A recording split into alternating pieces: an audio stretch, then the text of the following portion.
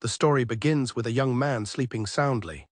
He is surrounded by trash bags and empty bottles in a disheveled room, the clock on the shelf reading 12:00.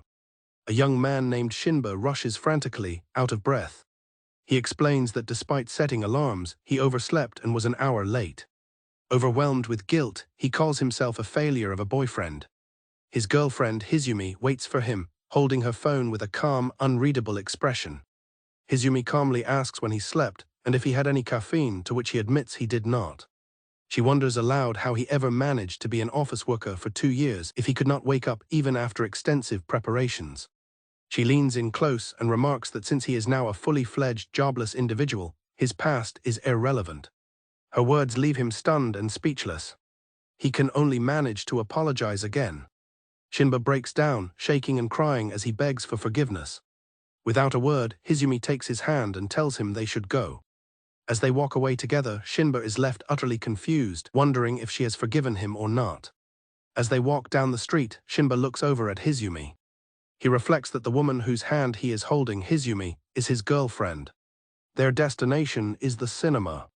They are there to see a Western-style hero movie that he had highly recommended. Inside the theater, Hizumi mentions that she has not seen any of the previous hero movies. Shinba enthusiastically reassures her that it is fine and promises to explain everything. As the movie begins, Hizumi sips her drink with a detached expression. Despite his earlier enthusiasm, Shinba falls asleep during the movie. Hizumi notices and calmly takes the large bucket of popcorn from his lap. She then leans over and watches him sleep with a faint, enigmatic smile. Later, at a restaurant, Shinba is still apologizing profusely for falling asleep during the movie he recommended. Hizumi tells him he has been apologizing for a while and that it is enough. To his surprise, she says that she was personally quite satisfied. Shinba is confused, as Hizumi tells him the movie was amusing, but she also saw something even more interesting. When he asks what it was, she puts a finger to her lips and says it is a secret. She teasingly calls it his penalty for dozing off. A waitress brings their food as the conversation concludes. As their food is served, Shinba is excited by how delicious it looks. Determined to make up for his nap, he resolves to eat quickly so he can explain the movie to Hizumi. He launches into an enthusiastic explanation of a scene. He asks for her opinion as a first-time viewer. She ignores his question and instead calls his name, offering him a piece of her food. Hizumi calmly critiques Shinba's table manners, questioning his behavior of starting a one-sided conversation while she is still eating, and asks if he is trying to send her a message with such cruel words. Shinba is horrified, stammering an apology and saying he did not mean to be rude. Hizumi laughs and points out that he has been apologizing all day like a toy. He spirals into self-loathing, wondering what he was doing and lamenting his failures on their precious date. He tearfully calls himself a useless person. He apologizes for his harsh words. Hizumi smiles gently, telling him she knows he does not do it on purpose and that he just got too heated talking about his favorite thing. Her calm forgiveness leaves him emotional. He is left confused, unable to tell if she genuinely forgave him or was simply exasperated, as he can never read her expressions. At the cashier, Shinba realizes he forgot to get money. Just as she always does, Hizumi calmly steps in and pays by card. As they leave, he promises to pay her back. Her calm demeanor remains unchanged, as always. She turns to him, her gaze seemingly seeing through him. She calls his name, making him jump. As they walk through the city at night, Hizumi turns to Shinba with a smile and tells him that the dinner they just had was the most delicious one she has had in a while. Once again, Shinba is left flustered and confused by her unreadable smile, wondering if she truly enjoyed the food. At the bus stop, Shinba apologizes for all his mistakes throughout the day. He lists being late and dozing off during the movie as some of the nuisances he caused. He concludes that she must be disillusioned with such a useless person and would want to abandon him. Hizumi internally reflects on his behavior, wondering who could possibly be happy with someone who constantly repeats their mistakes and shivers for forgiveness like a newborn puppy. Believing she wants to break up, Shinba panics. He thinks that of course she would want to break up with someone like him. He desperately promises to learn from his mistakes and do his best to make her happy next time. He bows deeply, begging her not to leave him yet. He looks up as she calls his name. Suddenly, Hizumi snaps a photo of Shinba's panicked face with her phone. She laughs, calling his expression amusing, much to his confusion. She then tells him that she had a lot of fun today. She apologizes for making him feel so anxious, telling him she does not mind his mistakes at all. Placing her hands on his shoulders, Hizumi looks at him gently and says that she likes him, asking him to forgive her. She lets out a soft laugh, her expression a mixture of affection and something more complex. Overcome with emotion, Shinba is flustered. He tries to say he likes her too. Before he can finish, the bus doors close as she leans in and kisses him. As the bus begins to depart, she pulls back with a warm smile and tells him she will see him again. He is left stunned and teary-eyed, only able to stammer a goodbye. He remembers that at every departure, she would always say she would see him again. Wiping away tears, he cannot understand what she likes about him. Recalling her confession, he feels a surge of emotion. He clenches his fist, determined to become a better person, someone more suitable for her. Shinba vows to graduate from being a worthless person for Hizumi's sake. Meanwhile on the bus, Hizumi looks at the photo she took of his panicked, crying face. As tears stream down her own face, she thinks to herself how truly, utterly useless he is. Alone on the bus, Hizumi gazes at her phone, the screen illuminating an ecstatic, almost pained smile on her face as she whispers how happy she is. Hizumi answers a call from Shinba, expressing relief that he only has a cold. She playfully mocks his inability to do anything while sick, telling him to writhe in pain until she arrives. Sitting at her desk, Hizumi savors the thought of Shinba being completely helpless. A feverish Shinba apologizes to Hizumi for the trouble. Hizumi observes his miserable state, noting the fluids seeping from him. She gives him a rehydration solution and other things she bought, assuming he would have no medicine. She remarks that this is her first time visiting his apartment.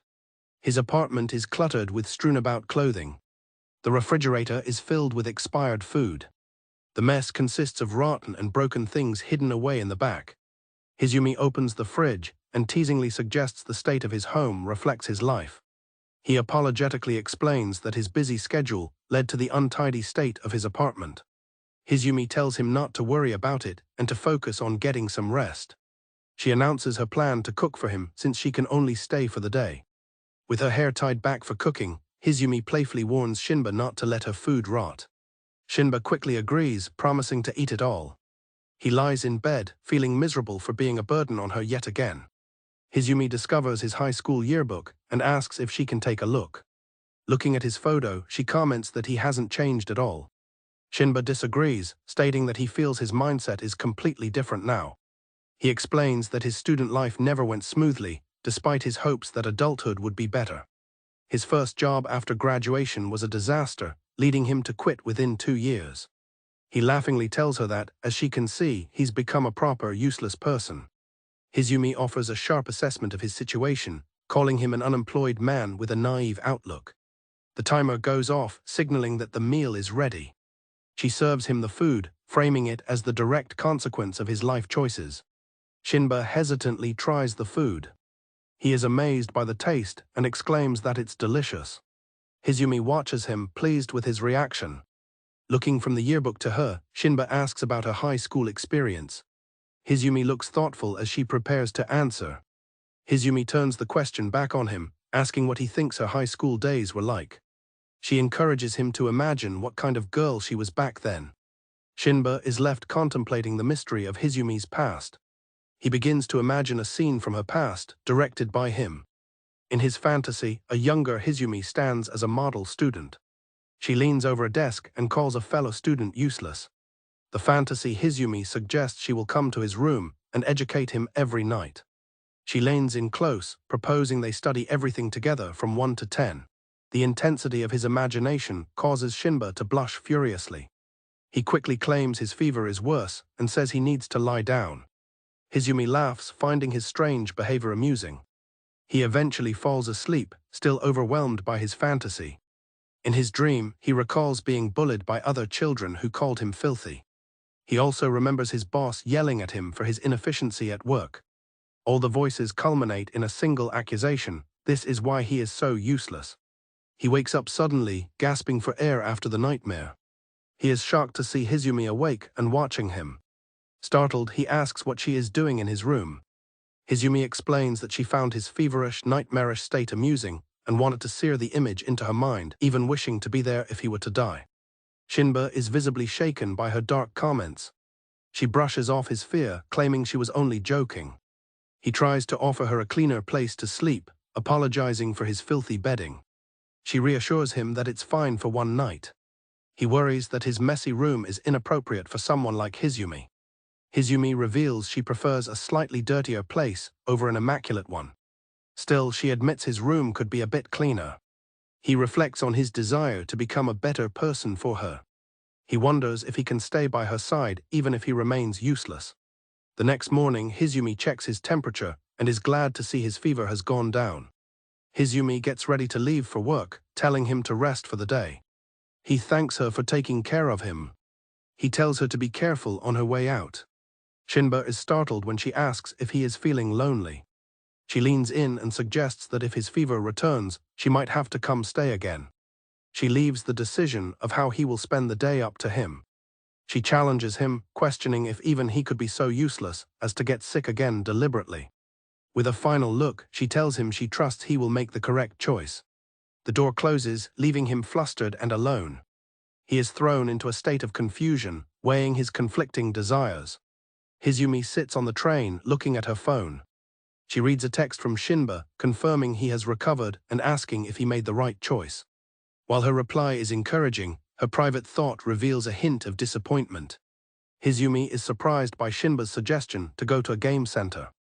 Amused by his clear love for games, Hizumi agrees to go with him. After the call, she smiles to herself, thinking he's a real motormouth when it comes to things he's passionate about. Shinba enthusiastically greets Hizumi. She had arrived early, feeling it was her responsibility since she was the one who invited him out. He sheepishly admits he barely made it on time despite using 3 separate alarm clocks, a fact that Hizumi notes with a deadpan expression. With a flourish, Shinba presents the Vega Game Center. He passionately explains that arcades have evolved to provide unique experiences that can't be replicated at home. Hizumi listens with a non-committal hum. Shinba reflects that recently he's only shown Hizumi his pathetic side. Determined to change her impression of him, he decides to show her his cool side. He wants to finally earn her recognition and graduate from being a useless person. He resolves to do this by demonstrating his forte, his skill at games. With intense focus, Shinba plays a rhythm game, his hands a blur of motion. As he plays, Hizumi watches from behind with a completely blank expression. He finishes the song with a perfect full combo and the highest possible score. Shinba celebrates his perfect score. He excitedly explains to Hizumi that he just cleared the game's hardest song without a single miss. She smiles and claps, telling him it was great and that he's very good at games. When she calls him cool, he's overjoyed. Hizumi's expression darkens as she asks if he really invited her on a date just to make her stand and watch him show off his skills for the sake of getting praised. Caught completely off guard, Shinba is flustered. He stammers that it wasn't his intention at all. Smiling brightly, Hizumi suggests they find games they can play together. Shinba sees this as a new opportunity to impress her. In a zombie shooter, he quickly finds himself in trouble, while Hizumi calmly tells him she'll come revive him later. In a fighting game, Hizumi's character easily knocks out Shinba's. He's frustrated he can't win, and Hizumi calmly explains that he's just mashing buttons without purpose. He begs for one more round. She agrees with an amused chuckle. At a punching game, Shinba makes excuses for his low score. Hizumi then steps up and effortlessly doubles his score. She teases him about how strong he must have been when he had a physical job. Eager to change the subject, Shinba retreats. He points out a crane game with cute stuffed animals. Shinba carefully strategizes at the crane game. He fantasizes about winning a prize for Hizumi and seeing her look at him in a new light. However, before he can act, Hizumi steps in and wins a plushie, leaving him utterly defeated. Hizumi effortlessly beats a flustered Shinba at a racing game. She continues to outmatch him at a dancing game. Completely outmatched, he anxiously tries to figure out where they should go next. All the while, Hizumi watches him with a fond and amused smile. Later, at a food court, Shinba slumps onto the table in despair, lamenting that he didn't get a single chance to show off. He feels like he's just spinning his wheels, especially since Hizumi is so good at everything. Just then, Hizumi calls his name, telling him he's so kind. Hizumi reveals that she knew he was holding back to match her skill level so she could have fun.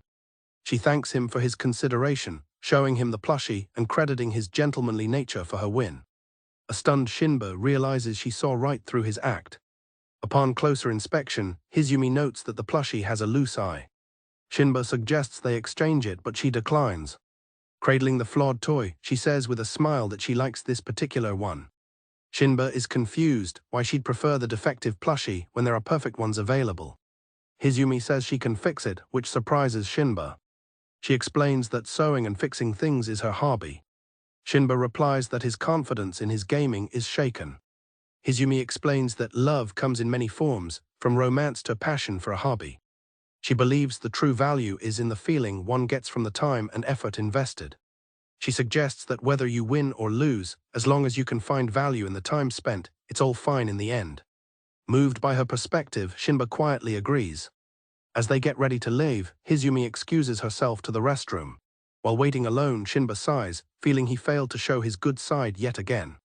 Shinba spots a machine dispensing cheap romance accessories, including a heart-shaped ring. When Hizumi returns, he nervously approaches her. He presents her with the small toy ring. Hizumi stares at the toy ring with a look of utter shock. Shinba quickly explains that he thought she might like it. He tells her she doesn't have to accept it. She cuts him off by calling his name, causing him to brace for her reaction. With a condescending smile, Hizumi holds up the ring and asks if he really bought her such a cheap-looking thing, questioning if he actually believed that she would be happy with a toy. Mortified, Shinba calls himself an idiot and apologizes. Hizumi laughs, asking why he is apologizing when she never said she hated it, and says she's happy for it. However, with a sly smile, she adds that she'll probably never wear it before slipping it into her bag. They part ways for the day. As her bus leaves, Shinba feels the day was another failure. He wonders if he can ever become a proper boyfriend for her. He worries that if he continues to be so useless, she will eventually leave him.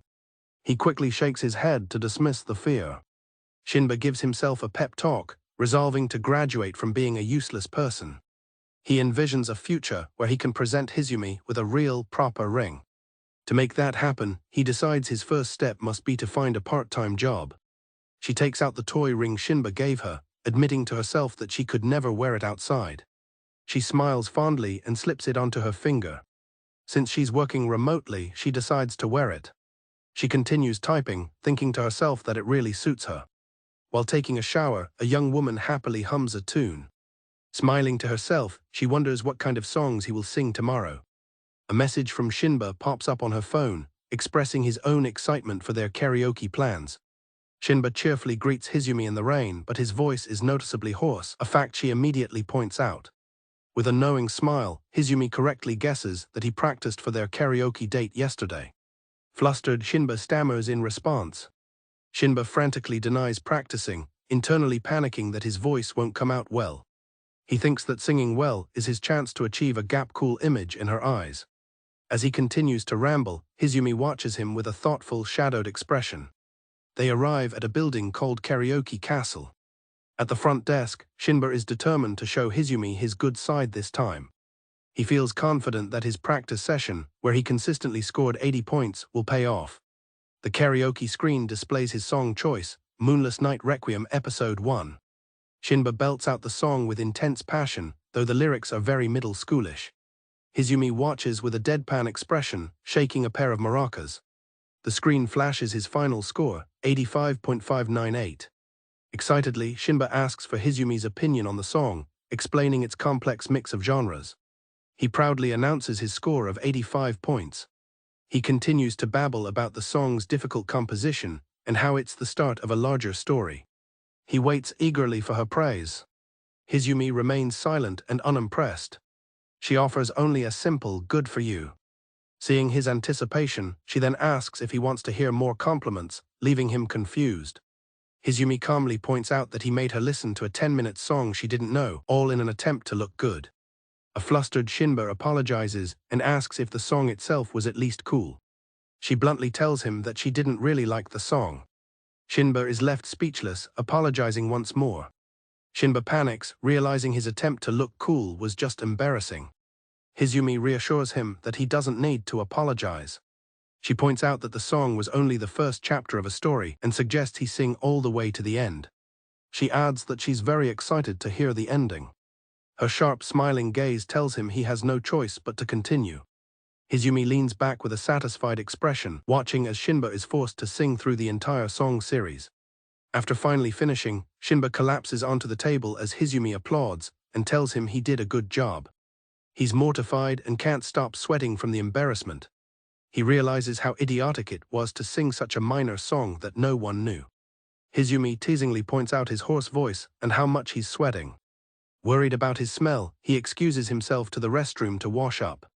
In the restroom, he realizes he left his towel back in the room and wonders how long he can hide. He feels dizzy from singing so much. He feels ashamed of his fruitless tone-deaf exertion and the fact that he now stinks of sweat. Feeling like a useless person, he can't bring himself to go back.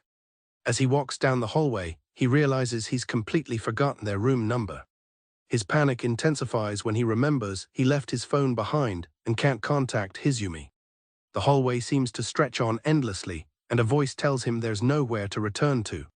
A shadowy figure in a doorway labeled workplace tells him he's made the wrong choice. Another figure in a school doorway says he doesn't belong there either. The shadows converge, telling the useless human not to come here. Surrounded by distorted, mocking doorways representing his past, Shinba feels completely lost. He questions if he is truly useless in the end. He wonders if there is anywhere at all for him to return to. He concludes that a useless person like himself isn't worthy of being by her side. As he stumbles, he desperately wonders where he can return to. A hand suddenly grabs his backpack, stopping his fall. Hizumi has caught him, pulling him into her arms and simply saying, "Here." Shinba looks up, stunned to see her. Back inside the karaoke room, Hizumi says she figured he might have gotten lost. Shinba apologizes, claiming he forgot something to wipe himself with and now stinks. Leaning in close, Hizumi confirms that he does indeed smell of sweat. He stammers for her to pull away. Hizumi gently takes a cloth and begins to wipe the sweat from his face and neck.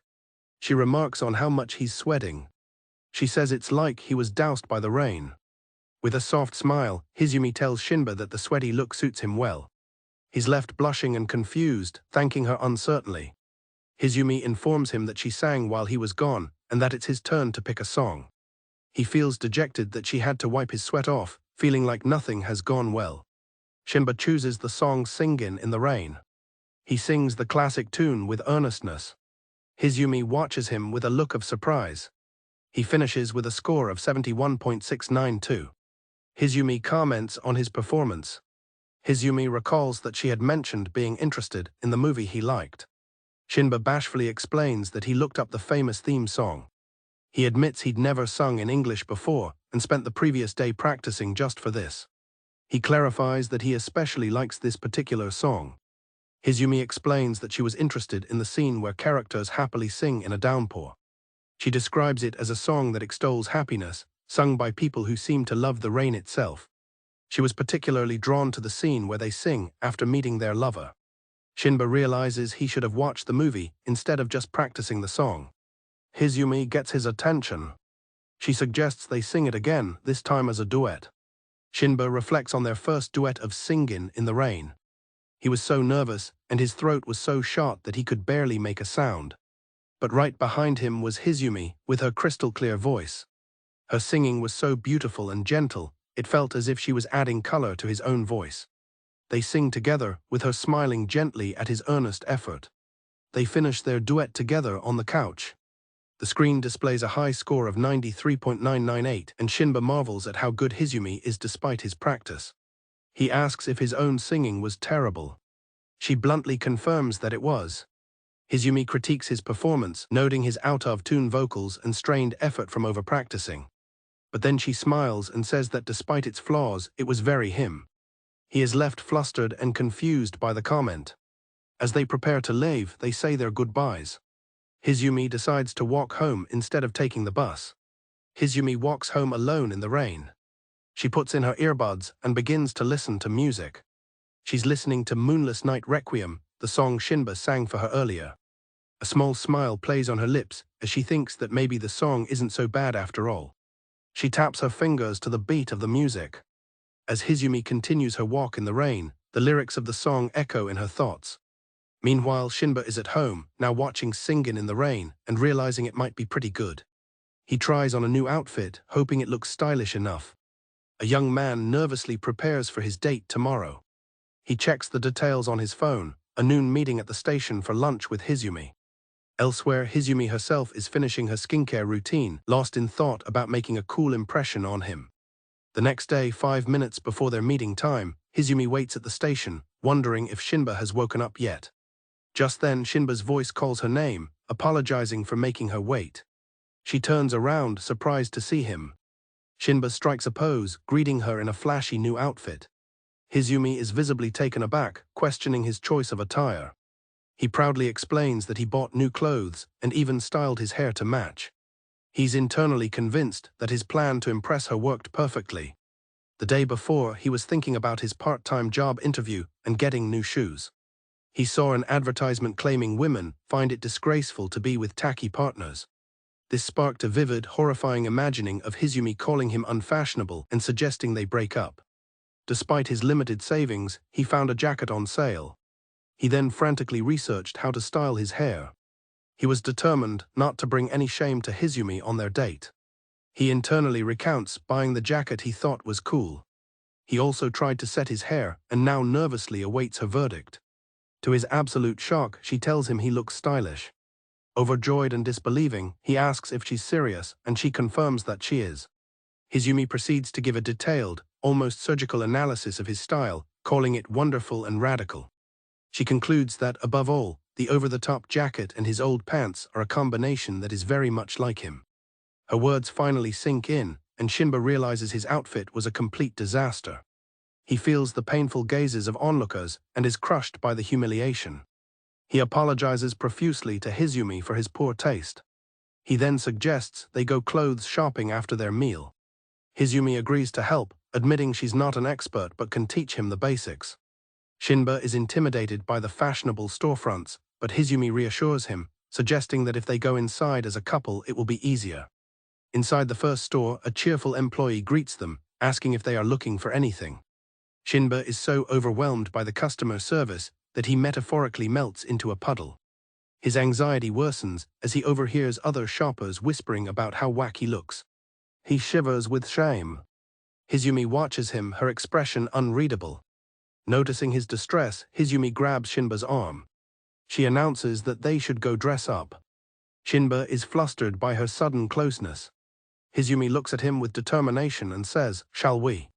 The other customers are stunned, wondering if they're a real couple. Hizumi begins her styling session by deciding to find a color that goes well with him. She asks to see his wrist. She determines that more subdued, autumnal colors would suit him better than vivid ones. He's flustered by her breath on his hand. He notices how smooth her hands are. Next, Hizumi assesses his build. She notes that his thin, slender frame would look slovenly in loose-fitting clothes. She advises him to try something more slim-fit to complement his silhouette. As she examines him, Shinba is struck by how beautiful her hair looks. Hizumi decides to check his face next. She notices he's blushing and teases that she can't use his face as a reference if the color keeps changing. He panics, telling her not to touch his sweaty face. She coolly replies that she can wash her hands later. Up close, he's amazed by her flawless skin. As Hizumi expertly selects clothes for him, Shinba feels a vast difference between them, imagining she must have built her fashion sense through a sophisticated lifestyle. Shinba's mind wanders, imagining how beautiful Hizumi is. She snaps him out of it, reminding him they're shopping for his clothes. Even though they're so close, he feels a growing distance between them, as if her back is getting further and further away. Shinba tries on the new outfit and asks for Hizumi's opinion. She smiles and tells him it suits him, adding that at least he doesn't look out of place anymore. Thrilled with her approval and the jacket she chose, he thanks her profusely. He feels a surge of self-confidence. Feeling bold, Shinba suggests they take a picture together, but Hizumi gives an instant, firm no. He immediately panics, thinking he got ahead of himself. She clarifies that it's not him, she just doesn't like having her photo taken. He's surprised by her reason. He's left wondering why someone so beautiful would feel that way. Hizumi leads them to one last store. As they enter another fashionable shop, Shinba's anxiety returns when an employee approaches. He almost reverts to his melting state, but he catches himself, determined not to be lame again. Hizumi is already browsing nearby. With his new resolve, Shinba confidently interacts with the store clerk. All the while, Hizumi watches him from a distance with a quiet, unreadable expression. The clerk shows him a new jacket. Hizumi calls out to Shinba, showing him a hoodie with his favorite hero on it. He is ecstatic to see the Metalman collaboration hoodie. He can't believe the limited edition piece is still in stock. He eagerly asks if he can wear it home. He rushes to the counter to purchase it. At the counter, Shinba thanks the clerk for her help. He ultimately decides to just buy the hoodie for the day. As he leaves, happy in his new purchase, Hizumi watches him with a genuinely warm and happy smile. Outside, Shinba expresses his satisfaction with the day's unexpected expenses and the clothes Hizumi picked out. He's especially happy about getting the limited hoodie. Internally, Hizumi laments that he messed up her coordinated look with the childish hoodie, but she tells him that being stylish is just a matter of self-satisfaction. He feels guilty and apologizes for ignoring the outfit she picked out. She says that as far as she's concerned, those things fit him well. Hizumi gently touches his cheek, telling him that his true, most stylish points are his authentic self, his foolish appearance, his unlearning humiliation, his disgraceful weeping face, and his overeager cheer. Completely flustered, Shinba stammers an apology, wondering if she's mad at him. Hizumi just laughs softly. She says she'll see him again as they part ways. Some days later, Shinba arrives for his part-time job interview. He is greeted at the door by a woman with blonde hair. Recalling a past traumatic work experience makes him afraid of working again. However, he is determined to build something for himself, just like Hizumi, so he can chase after her and graduate from being a useless human. Believing it's what she would want for him, he steps through the door. The young man anxiously reviews the plans for their date at M*Uzi Park, the grand stage for their outing tomorrow. He feels immense pressure, knowing it's Hizumi's first visit and he can't afford any mistakes. He has researched popular attractions and efficient routes, creating a detailed escort plan for his girlfriend's sake. Hizumi, ready for bed, shares his determination to make their first date at the park an unforgettable one. Shinba excitedly announces their arrival at M*Uzi Park, gesturing towards the grand castle in the distance. He declares that he will be her escort for the day, promising she can leave everything to him and just enjoy herself. Hizumi thanks him and agrees to be in his care for the day. Eager to start, Shinba asks for her first impressions while already thinking about their first fast pass as planned. Two high school girls turn around after being approached. While Shinba consults his phone, he asks Hizumi to give him a minute. Hizumi asks the girls if they are looking to have a photo taken. Shinba offers to take the picture for them and they thank him. Hizumi takes the phone and counts down to snap a commemorative photo for them. The girls offer to take a photo of the couple in return, causing Shinba to panic. Hizumi smiles and politely declines, thanking them for their consideration. Shinba recalls that Hizumi hates being photographed. He laments that they've never managed to get a single photo of them together since they started dating. Shinba wonders how he can get Hizumi to take a photo to preserve a piece of their memory together.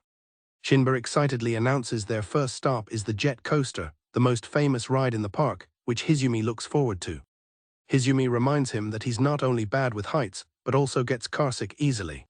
He sweats but insists he'll be fine, claiming jet coasters are an exception. Internally, however, he admits he's terrified and can't say something so pathetic to his girlfriend's face. Shinba resolves to act as the cool, unperturbed boyfriend for Hizumi's enjoyment, believing the medicine he took will help him endure. As the coaster speeds along, Hizumi has a wonderful time while Shinba looks utterly horrified.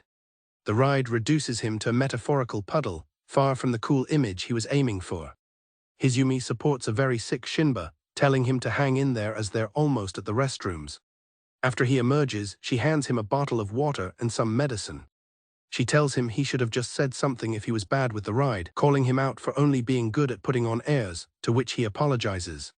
Shinba's day gets worse when he discovers the fast passes have all run out. He feels that because he had to hole up in the restroom, his entire plan is now useless.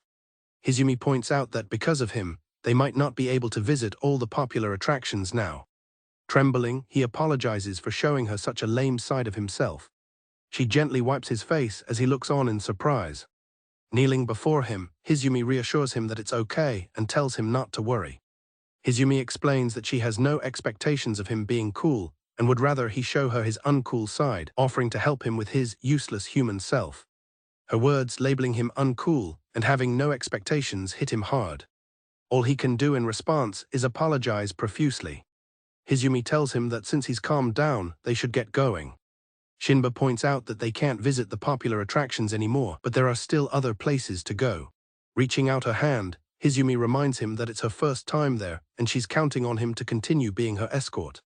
Taking her hand, he resolves to make a recovery and make up for his miserable performance earlier. At a live show, the performers encourage the crowd to raise and wave their hands. Hizumi asks Shinba if he's going to dance, but he finds it too embarrassing in front of the crowd. She leans in close, reminding him that he's supposed to be escorting her, which includes choreography. He tries to participate, but Hizumi notes how small his moves and voice are. He feels his body won't move, frustrated that his attempt to make even a small comeback is failing due to embarrassment. The show announces a photo opportunity with the park's mascot, N*Siki. Shinba eagerly tells Hizumi they should go take photos, and she agrees. However, she offers to take the photo for him, confirming his suspicion that she won't be in it. He feels dejected, believing he's totally ruined her first experience at the park. He wonders if she would agree to take a photo with him if he could just successfully escort her for the day. While waiting for Shinba, Hizumi is recognized by one of the high school girls from earlier. The girl thanks her again, explaining that they were nervous first-time visitors from the countryside. She gushes about how beautiful and cool Hizumi is. The girl then works up the courage to ask why she saw Hizumi with her boyfriend but didn't see them take a picture together. Hizumi asks the girl an unexpected question, if she likes it when she looks at herself. The girl admits she doesn't like it that much, and Hizumi agrees that she feels the same way. Hizumi elaborates that she doesn't like it when she looks at herself. The girl counters that she might like looking at a photo if it's taken with her friend. She explains that even if she doesn't like seeing herself, being with a friend she likes makes it a bit better. The girl suggests that photos are meant to preserve feelings, like the enjoyment of coming to the park with her friend. She proposes that taking a photo to not forget a feeling, like the happiness of Hizumi calling out to them, isn't a bad idea. Her friend returns, asking what they were discussing. Hizumi reflects on the concept of preserving feelings in the moment. Shinba introduces the next attraction, Flash Talk, where you can talk to Flash the turtle. He explains that there's a question time where you can ask Flash anything and he'll give a fun reply, which Hizumi finds interesting. On screen, Flash the turtle greets the audience, calling them the best. The crowd, including Shinba, cheers wildly. When the host announces question time, Shinba eagerly raises his hand. A blonde young man is chosen from the crowd. The host asks his name, which is Tetsuya, and invites him to ask a question. With his girlfriend watching, Tetsuya asks Flash if he has anyone he likes. Flash declares that he does have someone he likes, his beloved child Squamato. The audience cheers for Flash's heartfelt answer. Flash then puts Tetsuya on the spot, asking if he has someone he likes too. Tetsuya becomes flustered and speechless as his girlfriend grabs onto him. Tetsuya's girlfriend urges him to answer, but he finds it too difficult in front of the crowd. Shinba remarks to Hizumi that he doubts he could say anything either if he was being gawked at like that. Flash announces it's time for the final question. Putting his doubts aside, Shinba raises his hand and is chosen. He gulps, realizing the moment has come. Nervously, Shinba introduces himself to Flash. He asks Flash for advice on how to become a cool man. Flash suggests starting by honing oneself or building a wealth of experiences. But Flash adds that he believes it's more important to be able to convey affection to loved ones than to be cool. Flash points out that he himself says he loves Squamato a lot, using Tetsuya as an example. He then turns the question back to Shinba, asking if he also has someone he loves. Shinba looks toward Hizumi, who is right next to him. Flash throws down the gauntlet, asking Shinba if he can be like him and convey his love. With the crowd watching, Hizumi tells Shinba that he doesn't have to force himself, as it's embarrassing. Shinba's mind fills with negative thoughts about how he's ruined the day and acted pathetically. He worries about whether a public confession would make Hizumi happy. He stands frozen, microphone in hand, under the expectant gaze of the audience. Shinba gathers his courage and shouts into the microphone that he likes Hizumi. Hizumi stares at him, her eyes wide with shock.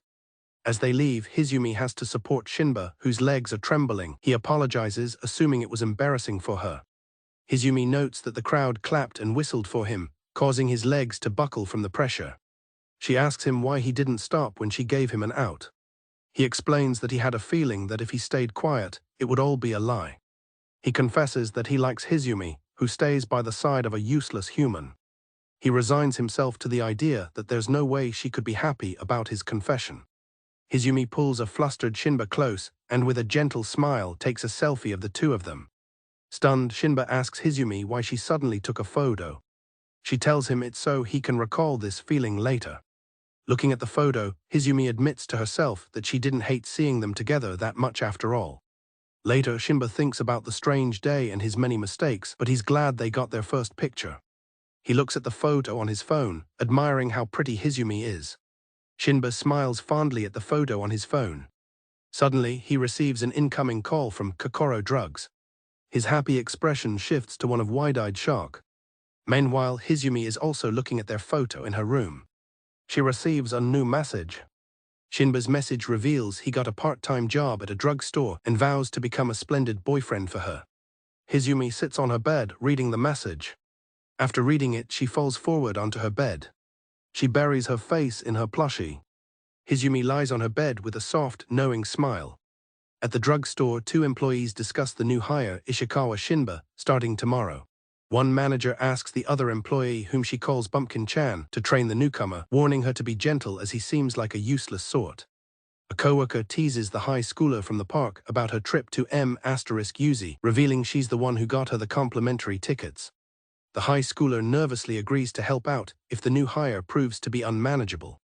Her coworker sits back, wondering if the useless human-kun can work there properly, setting up Shinba's first obstacle on his path to corporate comeback.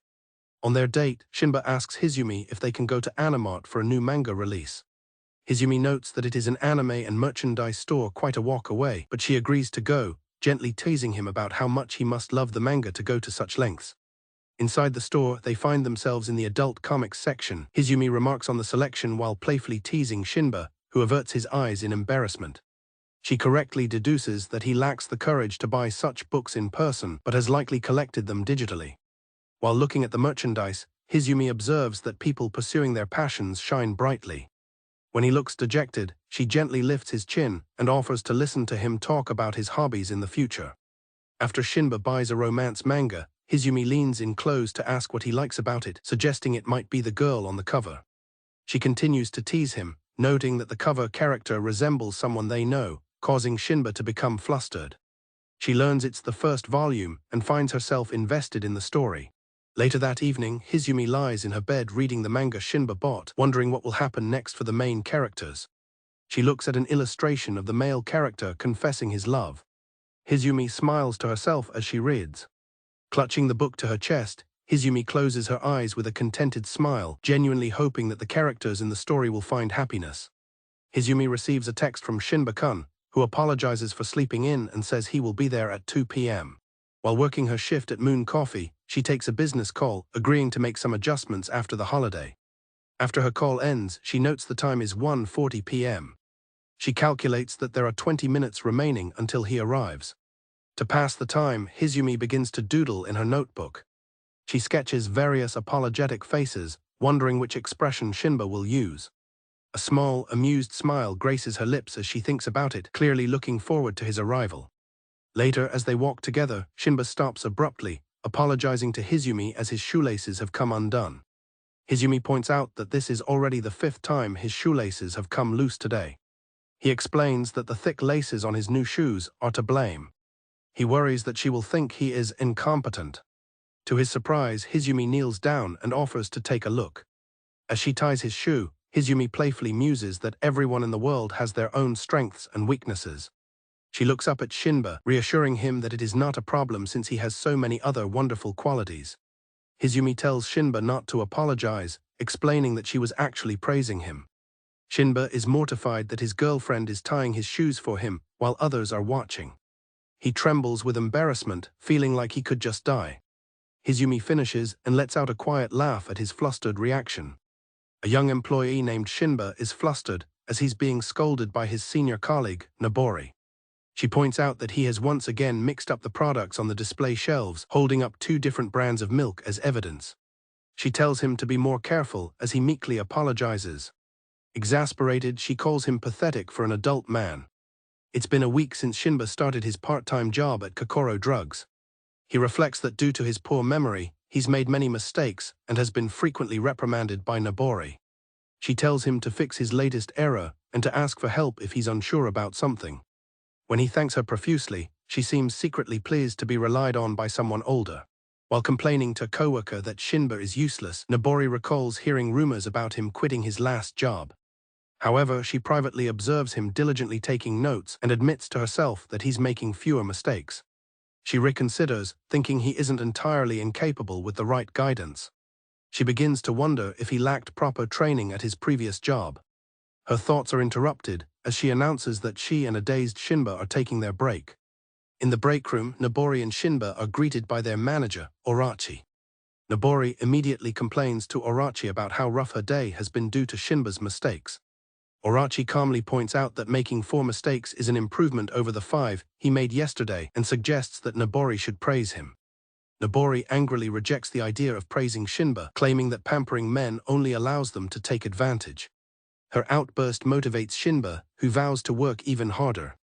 He asks her why she seems to treat men so harshly. She begins to explain that she grew up in an old-fashioned town where young women were constantly underestimated. Nobori continues, explaining that her tough attitude developed from dealing with condescending men in her hometown. Orachi listens in as Nobori explains she's staying with relatives to attend high school but has another goal in mind. She passionately declares her true ambition, to become a cool city lady. The term leaves Shinba completely confused. Nobori describes her ideal woman as independent and reliable, a description Shinba finds familiar. She adds that she applied for the job because she thinks her manager, Orachi, is cool. She then excitedly recounts meeting her true idol at an amusement park, an encounter that made her incredibly happy. Shinba relates to her admiration, mentioning that his own girlfriend is that type of person.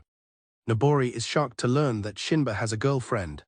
He proudly describes her as the best, saying she's cool, older, and accustomed to city life. Nobori counters that her idol is second to none. Not willing to back down, Shinba insists that his girlfriend is the most wonderful person in his life, bar none. The two glare at each other, a fierce rivalry suddenly ignited between them. The argument escalates, with neither Shinba nor Nobori realizing they are praising the same person. To settle the matter, Nobori challenges Shinba to a showdown where they will compare pictures. As they agree to the terms, Orachi calls out to Shinba. Orachi smoothly intervenes, reminding Shinba of his desire to be a respectable person who wouldn't argue with a girl. Shinba is flustered by her words. She tells him that if he strives to be a professional boyfriend, his girlfriend will be proud. She asks him what a talented man should do to make his beloved girlfriend happy, effectively shifting his focus. Completely inspired, Shinba becomes fired up, vowing to devote himself to his work with a calm heart. He dashes out of the break room as Orachi says she expects much from him. Nobori watches him go, noting that their break isn't over yet. She asks Orachi if she was being serious, and Orachi admits she was just trying to get him to stop making a scene.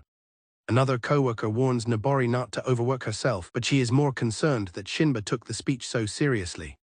Orachi explains that people who try hard to seem confident often have hidden strength. Nobori asks if that's how Orachi became a store manager. Orachi denies this, proudly stating she's been full of self-confidence since birth while snapping a selfie with her lunch. She adds that she likes useful, easy-to-control people like Shinba, leading Nobori to realize he was partly hired as a toy. As closing time approaches, Nobori gives Shinba instructions for his final tasks. He immediately apologizes for the clutter and gets to work folding boxes. Nobori thinks to herself that his apologies are splendid. Just then, a man in a suit approaches her register. The man slams a bottle of medicine on the counter, startling Nobori. He addresses her as Lil Miss and demands a refund. Nobori is taken aback and notices he smells of alcohol. He explains that he bought the wrong kind before a drinking party. When Nobori asks for a receipt, the man claims he didn't get one but insists on the return. Nobori politely explains that store policy forbids returning opened goods without a receipt. The man becomes aggressive, demanding she be more flexible and forcing her to bow in apology. He threatens to report her to the manager, just as Orachi emerges from the back room. On the verge of tears, Nobori feels frustrated by her inability to stand up to the condescending customer. She's not scared, just angry at the unfairness of the situation. The man belittles her as a little miss who doesn't understand society. As Orachi watches sternly, Shinba suddenly steps forward to intervene. Shinba startles everyone by offering the irate customer a deep, sincere bow and a formal apology. Nobori is shocked by his intervention. The customer is taken aback by the sudden display. Though visibly trembling with fear, Shinba's intense apology unnerves the customer. When the man's friends call for him to hurry, he decides to leave. After the man is gone, Shinba collapses in relief, admitting how scary that was. Nobori asks why he did it. He explains that he was terrified but thought a joint apology might appease the man. Nobori points out that Shinba was crying. She teases him for not being manly, even as she wipes away her own tears. She quietly whispers that his actions made her feel safe. As she prepares to close the store, Shinba is still trembling. He reaches out and takes her arm. Holding his arm, Nobori offers Shinba a rare compliment, noting his improvement at stocking shelves. Shinba beams with happiness. He thanks his senpai profusely as Orachi watches from the doorway. Nobori reflects that while he may not be professional, he might have some talent in him. As Shinba leaves the locker room feeling exhausted, he is surprised by Hizumi, who calls his name. Shinba is shocked to find Hizumi waiting for him. She explains that she was in the area for work and decided to stop by. He grows nervous, misinterpreting her neutral expression as anger. She asks him how his part-time job went. Shinba dejectedly recounts his difficult day, admitting he made many mistakes and was dressed down by a younger girl. Fearing her disappointment, he braces for her to get angry. Instead, Hizumi gently pats his head. She then pulls him into a sudden, comforting hug, much to his surprise. As Hizumi embraces him, she comments on the heat. She notes that she's sweating. A flustered Shinba protests, worried that he's sweaty from work. Ignoring his concerns, she simply asks him why he thinks she is hugging him. Hizumi holds him close, pondering why she would embrace someone who feels he has nothing to show for his efforts. She whispers that she is very curious and asks him to tell her his thoughts. Shinba shouts that he doesn't know why she's hugging him. Hizumi laughs and decides to ask a different question. She asks if he hated the hug or if he was happy. After a moment of hesitation, he shyly admits that he was really happy. His answer brings a satisfied smile to her face. Still flushed from the heat and emotion, Hizumi smiles brightly and tells Shinba that his happiness will be their little secret. Flustered, he can only agree. Feeling exhausted, Nobori leaves the locker room. She is surprised to find Shinba still there, holding hands with a woman. Both Shinba and Hizumi are startled by her sudden appearance.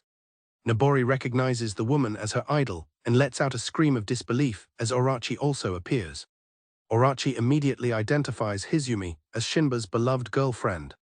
Orachi teases Hizumi, asking if she's worried Shinba will be stolen away by her.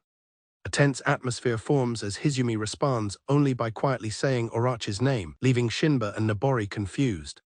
After finishing her shift, Hizumi is spotted by her co-workers. A young man, Shinba, calls out to her as his enthusiastic colleague rushes forward.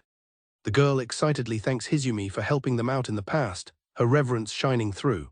One of Shinba's co-workers laments that Hizumi doesn't seem to remember him, feeling as insignificant as a wayside weed compared to a flower. As the group walks, Hizumi asks if it's all right for an outsider to join their workplace party. Her friend steps in, reassuring her that as her best friend and Shinba's girlfriend, she is more than welcome. The woman, Orachi, puts her arm around Hizumi, teasing her with backhanded compliments about her new relationship. Their intense dynamic makes the other co-workers nervous, wondering if the two are really friends. Orachi then cheerfully announces that she's taking everyone for yakiniku to hold a welcome party for Shinba, dragging her friend, Hizumi, along. At the yakiniku restaurant, Orachi proudly presents a lavish spread of meat, announcing that the meal is her treat. Shinba and his co-workers are stunned into silence, completely in awe of the feast before them. Shinba eagerly tries to grill some meat for Hizumi, but his attempts are clumsy. He mistakes the different cuts of meat. He eventually presents her with a charred piece. Just as Hizumi says she'll handle it herself, Orachi intervenes, telling him burnt food is unhealthy and offering him a perfectly grilled piece instead. Orachi moves closer to Shinba, praising him as a golden egg and offering him a piece of high-quality meat as a prize for his hard work. As she leans in to feed him, telling him to say "Aua," Hizumi watches the interaction from across the table with an unreadable expression. After Shinba swallows the meat, he stammers that it was very tasty. As he savors it, a silent and intense stare-down occurs between Hizumi and Orochi. Orochi smirks confidently, while Hizumi's expression remains cold and impassive. One of the co-workers asks how Hizumi and Orochi know each other. Orochi reveals they were high school classmates and members of the handicraft club. She laughingly adds that it felt more like a cosplay club for her, since she preferred wearing things over making them. Shinba asks if she still cosplays, and she confirms that she does. Orochi gushes about her passion for cosplay and the praise she receives online. She mentions that since they found employment, she has had Hizumi help with her outfits. Hizumi interjects that she was paid for her time, as she finds Orochi's personality difficult to handle. Her comment piques Shinba's curiosity, and he shyly asks Hizumi if she ever did cosplay as well. Hizumi replies that she didn't enjoy the one time she tried it. Orochi teases her, calling the outfit a masterpiece and threatening to find a picture. This makes Shinba extremely flustered and curious. Annoyed by Orochi's drunken antics, Hizumi announces she's going to wash her hands, and her co-worker decides to go with her. With the others gone, Shinba remarks that Hizumi and Orochi don't seem to get along that badly despite their sarcasm. Orochi changes the subject, bluntly asking Shinba if he and Hizumi have slept together yet. He chokes on his drink in shock. When she presses further, asking if they have at least kissed, a flustered Shinba admits they have not. Orochi's questions cause Shinba to doubt his own relationship. He admits he's not even sure if they're really dating. While he believes Hizumi doesn't hate him, he confesses his deep-seated fear that as a useless person, if he demands anything more from her, she will begin to resent him. Orochi summarizes his dilemma. He doesn't know if Hizumi truly loves him and doesn't feel like they're actually dating. She suggests he should test the waters to find out for sure, noting that they've never been on a trip together. She pulls out an accommodation coupon and tells him to invite Hizumi. Shinba is shocked by the implication of the coupon. Orochi explains that if Hizumi truly loves him, they'll spend the night together, and it could be an event that confirms her feelings. Shinba panics, worried about what will happen if she rejects him. Before he can protest further, Orochi gets up and says what will happen if he's rejected. She slams the door to their private room, trapping him inside. Pinning a terrified Shinba down, Orochi suggests that if Hizumi rejects his invitation, he can simply go with her instead. She leans in close, whispering that she's been itching to stretch her wings and wouldn't mind doing so with a gentleman like him. A flustered Shinba reacts to being called a gentleman, just as Hizumi slides open the door, catching them in a compromising position. Hizumi stares at them with a cold, suspicious gaze. Orochi quickly apologizes to Hizumi, claiming she got a bit drunk and was just bothering Shinba. Hizumi and Orochi trade passive-aggressive remarks. Hizumi sarcastically notes it's good Orochi wasn't so drunk as to go after someone with a girlfriend. Orochi retorts with feigned concern for Shinba's purity. Watching their tense exchange, Shinba becomes more confused than ever about whether they are friends or foes. Orochi whispers to Hizumi that men like Shinba are precious. She warns that he can be easily snatched away if Hizumi lets her guard down. After delivering her warning, Orochi cheerfully announces it's her turn to use the restroom and leaves the couple alone. Shinba tries to explain the situation with Orochi, but Hizumi says she already knows. He then remembers the mate he was grilling for her. He finds it completely charred. He's devastated. Hizumi apologizes, explaining she was trying to replicate Orochi's tasty grilled meat, but got distracted and forgot about it. Hizumi tells Shinba not to worry, admitting she doesn't care for Orochi's grilling anyway and knows he can only focus on one thing at a time. She explains that grilling while maintaining a conversation is difficult. She then perfectly cooks a piece of meat and offers it to him. Amazed by how delicious it looks, he impulsively grabs her and pulls her closer. Shinba pulls Hizumi onto his lap. She leans in and feeds him the piece of meat. After one bite, he's stunned by how good it is. She asks if it's better than before, and he confirms it is, his heart pounding in his chest. Hizumi notes his reaction. She points out that his heart is beating faster than before. She adds that his breath is rougher, and his tongue is more satisfied. She tells him they are going to rehearse something. She begins to count down from 3, leaving him utterly confused. At Hizumi's prompting, Shinba confirms his racing heart and heavy breathing when she asks him why he's feeling this way. He becomes flustered and blurts out that it's because the food was delicious and because he loves her. She gently pinches his cheek and says that's right. Leaning in close, Hizumi smiles and tells Shinba to remember this one specific taste, her own taste. A blushing and overwhelmed Shinba is left completely speechless by her intimate words. After saying goodbye to their coworkers, Shinba and Hizumi are left alone. As they stand together, the accommodation coupon in his pocket feels heavy, and Orochi's words about testing Hizumi's love echo in his mind. Hizumi boards her transport and waves goodbye to Shinba. Left alone on the platform, he clutches the coupon in his pocket, filled with a single, pressing question: does Hizumi truly love him as her lover? The first person he ever loved stood in the rain, offering a quiet apology and a final goodbye. His first friend waved a casual hand, offering a simple sorry and a see you. The first senior he knew callously dismissed him, telling him not to come anymore. A woman named Hizumi stands in a doorway, her parting words not of finality but of hope. She tells him she will see him again. Those were the words spoken to him on the day they first met. It's been a week since he left his job, and he stands aimlessly before an arcade game. He wanders the streets, feeling too unmotivated to even look for a new job or enjoy his hobbies. Since leaving his job, he feels as though his own limbs have given up on him. His aimless wandering leads him to a small, local cinema. A sign announces the cinema's impending closure in just 7 days. He notes that while the place is old, the tickets are cheap. He thinks that maybe a movie is the perfect distraction for his current state. Deciding it's a good way to pass some time, he buys a ticket. He pushes open the door and enters the theater. He covers his nose, immediately noticing the smell of mold in the air. The place is clearly beat up and worn out. He initially believes he's the only person in the audience. Then he sees her, a lone woman sitting in the empty rows. She turns her head and their eyes meet for a moment. He is taken aback by her presence. With only the two of them in the theater, he muses that some people must have strange tastes as the film begins to roll. After the movie, Shinba comments on its obvious low budget. Hizumi calls out to him, catching him by surprise. She smiles and asks if he's a movie fan. He admits that he normally only watches superhero movies and is only here because he was just fired.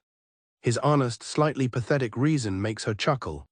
She explains that the cheap price is because the owner only screens old, low-budget movies as a hobby. She adds that since the place is closing in a week, she's usually the only one there. Stretching, she says she doesn't care for popular movies, preferring old classics and low-budget films like this one. She enjoys them because she can feel the creator's passion and the clever tricks they use to work around their limited budgets and technology. Shinba can't help but point out that despite the passion, the movie's result was still terrible. Hizumi suddenly invites him to come every day until the closing date, leaving him stunned. She explains that the old, moldy theater holds a lot of memories for her, and she wants someone else to be there for its final moments. She confirms that the place holds both good and bad memories for her. He agrees to her proposal, saying he'll come if he feels up to it. She accepts his non-committal answer and prepares to leave. At the door, she turns and waves, telling him she'll see him again. He reflects on how long it's been since someone said that to him, marking this as their first official meeting. During one of their talks, he confesses his feelings of being a useless human with no prospects who always escapes into self-indulgence and gets nowhere. He tells her that while it would be easy to just give up, he can't. In response, she suggests he try living on as the useless human he is. Hizumi accurately describes his state as someone who can't forgive his own uselessness, constantly trying and failing to move forward, trapped in an eternal struggle. He agrees with her assessment and apologizes for being a sad excuse for a human. She reassures him that he doesn't need to apologize because being stuck isn't inherently bad. The week they spent together at the theater concludes. The story returns to the present on the cinema's final rainy day. Shinba is running on no sleep after watching all the movies Hizumi recommended. Hizumi arrives and expresses concern over his tired appearance. He proudly shows her the pamphlets for the movies, explaining that he watched them all and even bought the entire collection online, much to her surprise.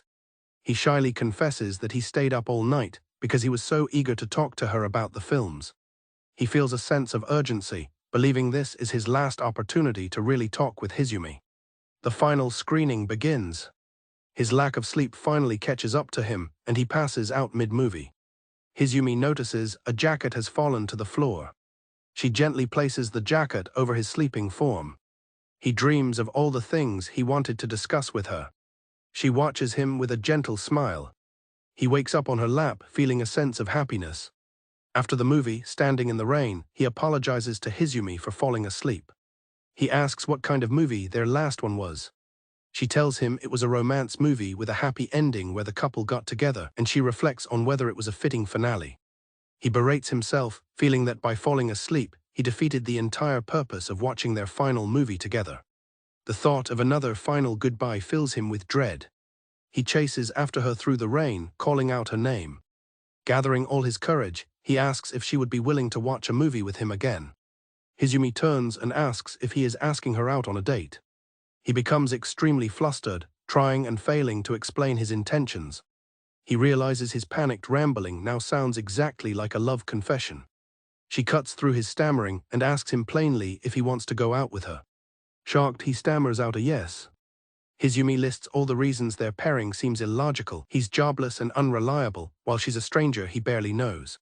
She asks him if he truly believes a love story like theirs could have a happy ending. Crushed, he agrees with her, believing happiness with a useless person like him is out of reach. Tears streaming down his face, Shinba confesses that despite everything, he had so much fun watching movies with her. His genuine confession seems to move her. She extends her hand towards him and says, "Sure, let's go out then." He stares in disbelief, unable to comprehend her acceptance. She takes his hand and tells him that from now on, he is her boyfriend. She defines their relationship. He's going out with a strange woman who spends her time alone in a beat-up theater. She then asks him what that makes her, prompting him to say it out loud. He finally says the word, realizing that a useless human like him is now going out with a girlfriend. Tears stream down her face as she smiles at him. She tells him she'll be in his care. As her inner thoughts reveal, she initially thought his interest was just a whim. But no matter how many times he saw her disgraceful side, he always promised to see her again. She initially thought his interest was a whim that would end when he saw how useless she was. Despite her flaws, she found herself falling deeper in love with her boyfriend. The scene returns to the present, with Hizumi waving goodbye and promising to see him later. He holds an accommodation coupon, thinking a trip might be the perfect event to confirm her love for him. He realizes he never properly confessed that day, and decides to do it on this trip to solidify their feelings. Hizumi quietly suggests they go on a trip sometime. Shinba is surprised by her suggestion. Meanwhile, Orachi reveals on a phone call that she was just dumped but has successfully arranged the trip for Hizumi. She wonders aloud if the trip will make them act more like a couple. Orachi's warning about someone snatching him away if she's not careful rings in her ears. She sits on the train, reflecting on their unique relationship and remembering his joyful expression. While driving along a coastal road, Hizumi announces to Shinba that they've arrived. A nervous Shinba questions if she's sure about going on this trip with him, but Hizumi playfully reminds him that he was the one who wanted to come after getting the coupons. When he asks where she got the coupons from, she looks ahead while driving. Hizumi reveals that Orachi gave them to her. Hizumi wonders if Shinba actually wanted to go on the trip with Orachi. Meanwhile, Shinba recalls his own excitement, revealing he used the money saved from the coupons to buy a mecha shark water gun from a movie she likes, eager for a showdown later. As they drive, she asks if he was saying something, but he dismisses it. Hizumi points out that he only bought one, to which he can only apologize. At the crowded beach, Shinba reflects on his surprise that Hizumi would invite him on a trip. He resolves to use this rare opportunity to confess properly and proudly declare that they are lovers. His inner temptation, personified by Orachi, whispers that he might get lucky and even get a kiss. However, his morals stand firm, insisting such thoughts are for after he's graduated from his useless human status. His train of thought is interrupted when Hizumi appears. Hizumi arrives in her swimsuit, apologizing to Shinba for making him wait. His inner knight representing his morals immediately crumbles as his temptation remarks on how fragile the morals of boys are. Shinba offers to go buy juice, but Hizumi tells him to stay and watch the luggage. She reminds him of a time he got lost in a service area parking lot. She confidently tells him to sit quietly and wait because she can definitely find him no matter where he is. Shinba worries that someone might try to pick up a beauty like Hizumi while she's alone. Suddenly, he is approached by someone asking for help. 3 young women in bikinis approach a flustered Shinba, asking for his help. Elsewhere, Hizumi gets drinks after waiting in a long line. As she walks back, a group of men try to hit on her, asking her to come play with them. She bluntly turns them down, stating that she has someone waiting for her. The men persist, boasting about their accomplishments. One is a model with many followers, and another manages several companies, calling themselves talented men. Hizumi calmly dismisses them, explaining that the person she is with is unremarkable and unpopular, but he is the one she wants to be with. Hizumi walks away, leaving the men stunned. She notices another man on the beach being picked up by a woman. With a serious expression, she looks on. She thinks to herself that Shinba wouldn't do something like that. She returns to their spot, apologizing for the wait. However, she is met with a surprising scene that leaves her shocked. Hizumi finds Shinba with the 3 girls, who are thanking him profusely for finding an expensive ring that all 3 of them couldn't locate. When they see Hizumi return, they are shocked to learn she is his girlfriend. The girls start gossiping about how beautiful Hizumi is, while she glares at Shinba and asks who these people are. The girls introduce themselves as Ami, Kumi, and Nami. They explain that Nami had dropped her favorite ring, and Shinba helped them find it. As they talk, Shinba notices that Hizumi is squeezing his arm, and seems to be acting differently. Hizumi forcefully tries to lead Shinba away, telling him it is time for them to go. The girls stop them, suggesting that since they're all there, they should play together. They express their curiosity about Hizumi and her relationship with Shinba. Hizumi hesitates, considering Shinba's failings. Shinba, eager to use the water gun he bought, enthusiastically asks Hizumi to join in. Seeing his excitement, she quietly agrees to go with that. The girls are thrilled and invite Hizumi to join their fun. As they all play in the water, Hizumi uses the water gun Shinba brought. He watches her, wondering if he managed to show her a bit of his good side. Shinba has a great time playing with Hizumi and the girls, building sandcastles and taking pictures. He hopes that if he can keep showing her his good side, he can build up his confidence. While floating on a large inflatable duck, he loses his balance. With renewed determination, he resolves to finally confess to her properly, just as he slips. Shinba tumbles off the inflatable duck and splashes into the water. The girls watch in shock, calling out his name in alarm. Hizumi's expression turns to one of serious concern, as she also calls out his name. The girls ask if Shinba is okay as he struggles in the water. He splashes desperately, calling out Hizumi's name. Seeing him in distress, Hizumi's face hardens with determination. Without a moment's hesitation, she leaps into the water to save him. Hizumi swiftly pulls Shinba out of the water as the other girls watch. She holds him close, her expression grim. He clings to her, coughing and sputtering her name. Her face is soaked as she looks down at him. Back on the beach, he apologizes for making a scene, assuring the concerned girls that he's fine.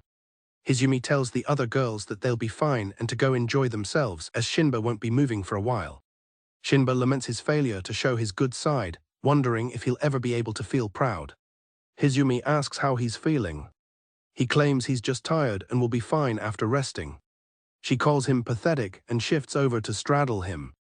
Hizumi teases Shinba about how he was flailing and frantically calling her name while she rescued him, pointing out how tightly he was squeezing her arm.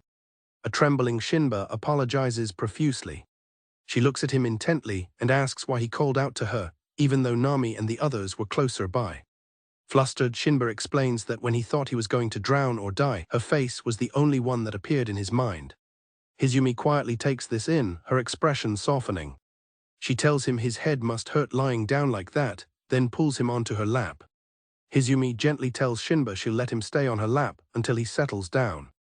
He agrees, still feeling pathetic for being rescued, and now resting on her lap, thinking there's no way he can confess like this. But as he rests his head on her lap, he finds it incredibly calming. Hizumi observes him, thinking about how he was rescued from drowning only to find such relief in her lap that he could fall asleep. Looking down at the sleeping Shinba, Hizumi smiles and tells him it's a good thing he's on her lap, as this wouldn't work with anyone else's. Later, as the sun sets, they say goodbye to the 3 girls. Nami laments that she didn't have a fateful encounter like in the movie, Namekoi. Nami explains that Namekoi was a hit romance movie about a high school girl who had a fated encounter with a boy on this very beach, though they had to split up at the end. Shinba finds the movie uninteresting. The girls tease Nami for comparing herself to the lead actress, Yuzumi. Hizumi asks Shinba if he knows the movie. He admits he's seen it more or less. He reflects that it would be convenient to share a so-called fateful romance. They wave goodbye to the girls one last time. As they drive away, he resolves to strive to be able to puff out his chest as a proper couple. Arriving at the traditional inn, Shinba reaffirms his goal to confess to Hizumi again that night. As they check in, his inner temptress reminds him of the implications of a couple staying the night together. She tells him to think back on it. He recalls the figure of his girlfriend in her swimsuit. He also remembers the sensation of her thigh pillow. Inside their room, Shinba sees two futons laid out and tries to stop his mind from wandering. His thoughts are interrupted when Hizumi invites him to come over, causing his morals and desires to once again be at war. Hizumi sees Shinba off to the bath, playfully warning him not to get any funny ideas. He resolves that by the end of the trip, they will act more like real lovers, and he will finally graduate from being a useless human. His mind flashes back to a friend teasingly asking if he and Hizumi had been intimate yet, causing him to spit out his drink in shock. Shinba grows increasingly flustered, cursing his brain for overthinking the situation.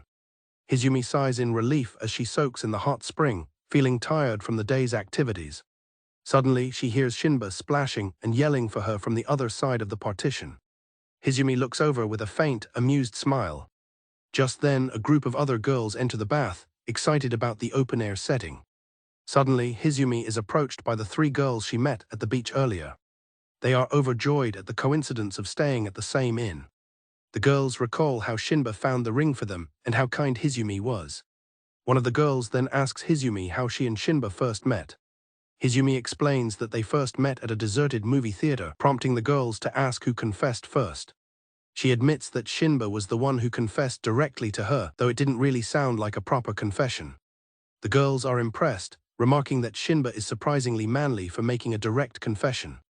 Hizumi smiles faintly and says he's nothing like that. She recalls the day they were supposed to go to a movie, but he arrived late after sleeping through 3 alarms. Hizumi remembers his helpless expression as he sought her forgiveness, a moment she still recalls vividly. She thinks about how he desperately wants to be a good boyfriend, but often fails and curses himself for it, just like at the arcade and karaoke. As the girls listen, Hizumi reflects on how she would always find herself gazing into his eyes, which were always seeking forgiveness. Hizumi continues her thoughts, smiling as she recalls how Shinba would show her more of his expressions, each filled with worry. She then tells the girls that he is a useless boyfriend, and she cannot recommend him. The girls are taken aback by her statement. One of them hesitantly asks if Hizumi hates Shinba. The girls, intrigued, ask if they can hear more of Shinba's useless episodes. Hizumi smiles, agreeing to tell them more. The girls listen with rapt attention. A memory of Hizumi taking care of a sick Shinba is shown. Another memory shows them singing karaoke together.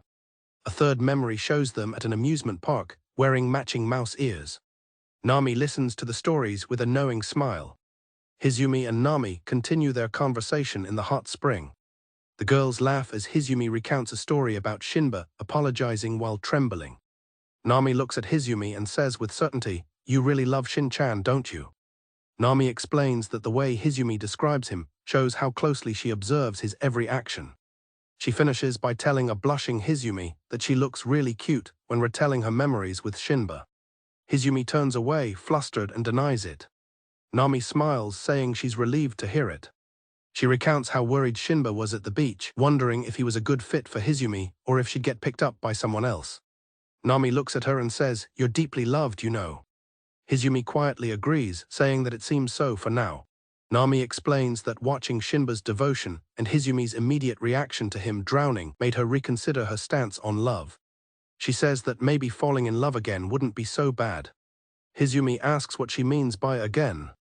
One of the other girls explains that Nami's boyfriend just broke up with her, and this trip was to cheer her up. Nami stretches, saying that she'd thought she was done with love, but now realizes it's a nice thing after all. She resolves that it's time for her to move on. Hizumi listens as Nami talks about leaving behind her own hateful memories. Nami declares that she wants to become just like Hizumi, aspiring to a love where she can always gaze at her boyfriend and feel cherished. Hizumi, flustered, can only manage a quiet, uncertain response. She quickly excuses herself to leave the bath, prompting her friends to ask about their backstroke battle. As she leaves, the girls laugh and wonder if the heat got to her head. As she gets her things, Hizumi thinks about what it means to be loved. She sees a message from Shinba, who tried to buy her favorite ice cream but then awkwardly backtracked, realizing it would melt. Her thoughts drift to a painful memory of someone telling her goodbye. The words about leaving behind hateful memories echo in her mind. Shinba is startled but happy to see Hizumi emerge from the bath. He apologizes for his strange messages, explaining he thought she'd be happy since she likes chocolate. Hizumi touches her hair, quietly acknowledging that he remembered. Flustered, Shinba suggests they buy some snacks and go back to their room. As Hizumi eats her ice cream on the veranda, Shinba thinks that the atmosphere around her feels softer than usual. She finishes her treat and remarks that it's getting late. She turns to him and says, "Let's go to bed." Shinba's heart thumps as she gently asks if they should. They lie stiffly in their separate futons, their hearts pounding in the silence. Hizumi agrees and reaches for the light remote. With a beep, she turns off the lights. In the dark room, they lie awake in their separate beds as the clock ticks. Shinba grows restless, unable to calm down. Hizumi appears to be resting peacefully. His agitation increases with every tick of the clock. He begins to sweat, overwhelmed by his thoughts. Shinba writhes in his futon, unable to sleep. He admits to himself that thinking about Hizumi sleeping so close is filling his head with funny ideas. Suddenly, Hizumi speaks from her futon, asking if he can't sleep. She points out that he's been stirring the whole time, and Shinba is mortified. Hizumi realizes why he's so restless. Hizumi calmly tells him that she's worn out from driving and will have to do it again tomorrow, then asks if he feels no guilt about wanting to vent his desires on her. Then, looking at him, she agrees to his unspoken request.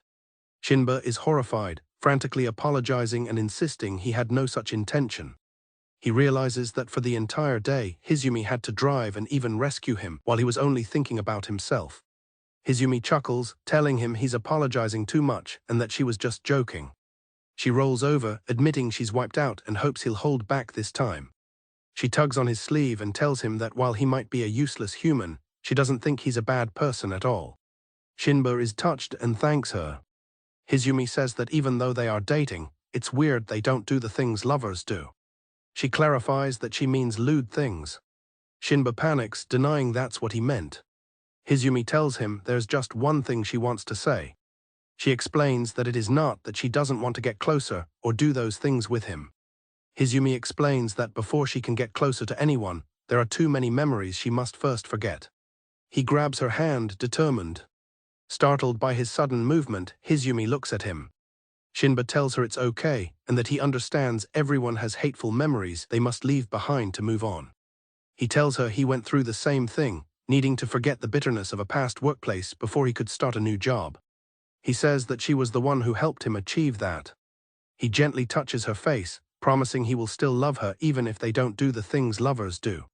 He tells her that this time around, he wants to be the one to help her forget those hateful memories. Shinba looks at her earnestly and promises that he will always be by her side. The clock strikes midnight. Moved by his words, Hizumi leans in and kisses him. They embrace and kiss in their futons. Hizumi pulls back and whispers that thanks to him, she forgot a little just now. Shinba, blushing intensely, says that's why he was able to get a bit closer to her. Hizumi rolls back to her own futon, musing that while he's unreliable, he's not completely useless. She turns to him and says that she will be in his care from now on, as his lover. Shinba is overjoyed at her words. He realizes that Hizumi also thinks of him as her lover. He quickly apologizes and says he'll go to sleep, but Hizumi tells him to calm down as they have to check out early. As he tries to sleep, he feels the heat in his cheeks and notes how calm Hizumi seems. He can't help but wonder if she's experienced with this sort of thing. Hizumi lies on her side, a gentle, blushing expression on her face. During the drive home, Shinba thinks that while he doesn't know what things Hizumi wants to forget, he resolves to become a boyfriend who can help her forget all of it. Shinba feels a new confidence, believing that as lovers they can overcome anything. He thinks that as long as Hizumi is by his side, he'll be fine. They walk together, holding hands. Meanwhile, a woman on an airplane looks out at the city below, remarking that it has been a long time. The woman looks at a picture of Shinba and an actress named Yuzum on her phone, wondering if he still remembers how he used to love her. She is Yuzume, the actress from Namekoi, and she's certain he can't forget her, his first love. With a possessive look, she declares that Shinba is hers. At a buffet, Hizumi observes that her partner has eaten too much, too quickly. She tells him not to gorge himself and offers to eat the rest of his food for him. She enjoys her meal slowly, remarking that his pale, apologetic face makes for a fine side dish, especially for a grown man letting his girlfriend eat his scraps. Hizumi offers to tie her partner's obi for him, teasing that his inability to tie things seems to extend from his shoelaces to his very life. She tells him not to worry, promising that even if he can't tie things up well, she'll still drag him along, even if it hurts him a bit. Upon discovering an arcade corner in the inn, Hizumi notes how easy her partner is to read, seeing his eyes light up with excitement to play more games. She finds the idea of him nerding out over ancient-looking game cabinets interesting, concluding that she's having fun on their trip with a useless human, either way. Hizumi tells her partner not to buy any souvenirs, pointing out he has no one else to give them to. Instead, she suggests he keep his purchase a secret and give it to her when they get back. She admits she's looking forward to seeing how he'll look while worrying over what gift he should give her and whether she'll approve of his choice. She opens the gift and finds a hairpin inside. She initially thinks that he should know she doesn't own any clothes that would suit such an accessory. Despite her thoughts, she puts her hair up with it, looking pleased with the result while musing that this useless human thought it was the correct choice. Her curiosity piqued, she picks up her phone to look something up. Hizumi looks up the meaning of a hairpin and learns it's a gift given from a man to a woman to convey deep affection, respect, or even for a confession or proposal.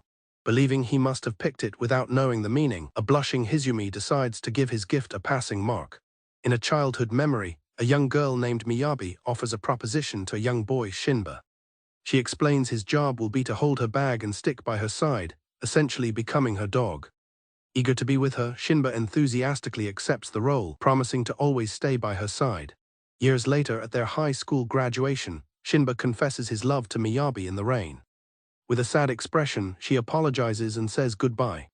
She reveals that she has landed a job overseas and will be heading to America immediately. In another memory, a woman tells Miyabi that to have a career befitting a celebrity's daughter, she must leave behind her old life and adopt the stage name Amino Yuzume. Waking up in the present, Yuzume is told by the same woman to get ready for an interview. At a press conference, reporters celebrate the long-awaited return to Japan of the famous mother-daughter actresses Amino Mikoto and Amino Yuzume. A reporter asks Yuzume what she wants to do first now that she's back in the country. She smiles and says there's someone she wants to meet again after a long time, her pet dog.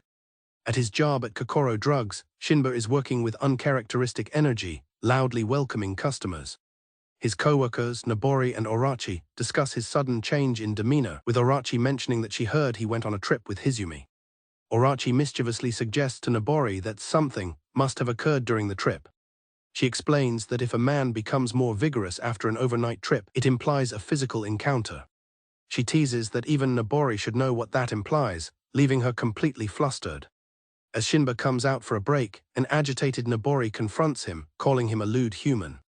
She accuses him of soiling Hizumi, much to the amusement of Orachi in the background. Nobori, flustered, accuses him of violating Hizumi, which only adds to his confusion. Shinba denies that anything of that nature has happened with Hizumi. Just then, Hizumi arrives to pick him up from work. Shinba apologizes for making her come all the way, but she says it's fine. Hizumi notes that this is the first time they've seen each other since the trip. The comment causes Shinba to blush and panic, as he vividly recalls their kiss. Noticing his reaction, Hizumi asks him what's wrong, amused by his flustered state. Hizumi teases Shinba relentlessly, questioning how a grown man could get so worked up just from recalling their night together, which involved only a cuddle and a single kiss. She calls him pure for his age, and playfully wonders how he would react if she gave him 2 kisses. Overwhelmed, Shinba admits that it was his first ever kiss. Hizumi quietly processes this information. Determined not to appear pathetic, Shinba resolves to show his manly side. He offers to carry Hizumi's bag as they prepare to leave. From the drugstore window, Orachi watches them go, satisfied that the tickets she gave him yielded results. At a cafe, Yuzume sits alone. She receives a text message pinpointing Shinba's workplace. She looks up just in time to see him walking outside with Hizumi. The sight catches her by surprise. Yuzume decides to follow them as Hizumi suggests they do some shopping. Shinba eagerly offers to carry her things. After a stop at a toy store, they emerge holding hands. Watching from a distance, Yuzum notes with bitterness how well they seem to be getting along. The sight of Shinba holding hands with another woman darkens Yuzum's expression.